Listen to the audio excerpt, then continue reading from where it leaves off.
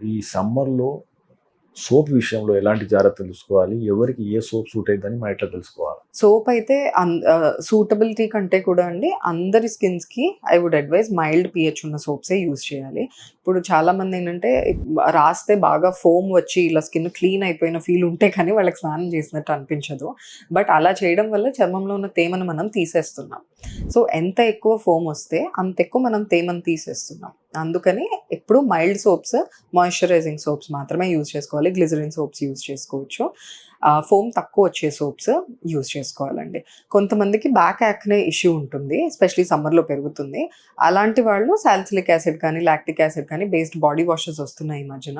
ఆ problem area వరకు మాత్రమే అది యూజ్ చేసుకొని చేతులకి, కాళ్ళకి ఫేస్‌కి మాత్రం మాయిశ్చరైజింగ్ సోప్స్ యూజ్ చేసుకోవడమే బెటర్. మీరు తీసుకునే అదే మందులు, అదే నాణ్యమైన మందులు మెడ్ ప్లస్ బ్రాండ్స్ పై సగం ధరకే.